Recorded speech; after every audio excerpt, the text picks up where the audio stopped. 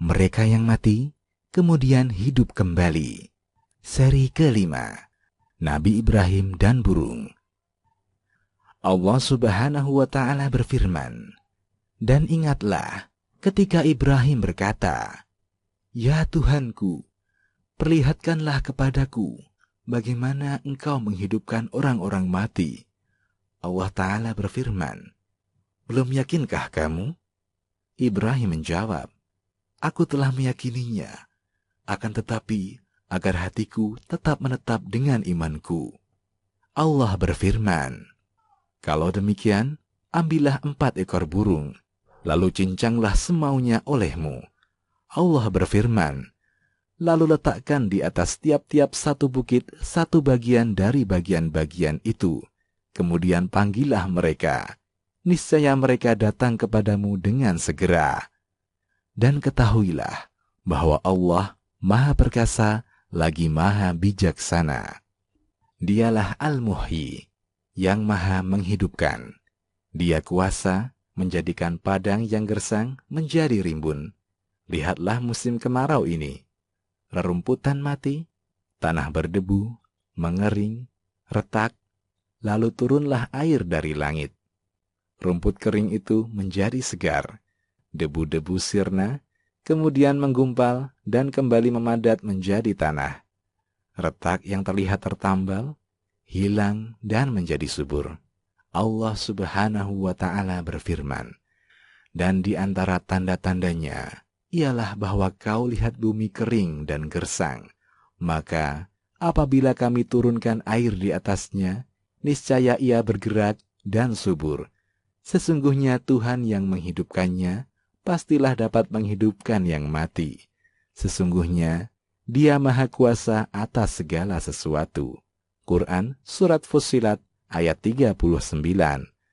Jika hal ini Anda anggap lumrah, karena terbiasa menyaksikannya, maka Allah Subhanahu wa Ta'ala telah mengubah keyakinan hati Nabi Ibrahim menjadi haqqul yakin. Keyakinan yang derajatnya lebih tinggi. Bukan hanya hati yang meyakini, bukan juga mata yang hanya menyaksikan, tapi haqqul yakin adalah tingkat keyakinan seseorang, buah dari indera perasanya. Allah Subhanahu wa Ta'ala menghidupkan 4 ekor burung yang sudah disembelih, dicincang, kemudian diletakkan secara acak di puncak gunung-gunung yang berbeda. Imam Ibnu Katsir rahimahullah meriwayatkan dari Ibnu Abbas bahwasanya setelah Nabi Ibrahim alaihissalam mencincang tubuh burung-burung, mengacaknya, dan meletakkannya di puncak bukit, beliau memegang kepala mereka di tangannya. Kemudian Allah Subhanahu wa Ta'ala perintahkan untuk memanggil burung-burung tersebut. Ibrahim alaihissalam memanggil mereka sebagaimana yang Allah perintahkan. Keajaiban terjadi. Hal-hal yang tidak dapat dinalar manusia hanyalah perkara kecil di sisi Allah. Allah, Dialah yang Maha mengetahui yang telah terjadi, yang sedang terjadi, yang akan terjadi. Dan Dia mengetahui sesuatu yang tidak mungkin terjadi, bagaimana bila itu terjadi. Nabi Ibrahim melihat bulu-bulu burung itu beterbangan, berkumpul saling menyempurnakan. Kucuran darah yang telah tertumpah bertemu kembali ke kadar yang sesuai. Sobekan dan potongan-potongan daging yang telah tersayat kembali menyatu membentuk tubuh. Demikian pula tiap-tiap anggota badan burung itu. Mereka kembali ke posisinya semula, tersambung membentuk tubuh yang utuh. Setelah organ-organnya mampu menopang tubuh, mereka tegak berdiri, bersegera berjalan menghampiri Ibrahim untuk mencari kepala mereka. Allah Subhanahu wa Ta'ala menjadikan penciptaan mereka lebih dari yang diharapkan Nabi Ibrahim, agar mata beliau menyaksikan, dan anggota tubuh lainnya ikut merasakan.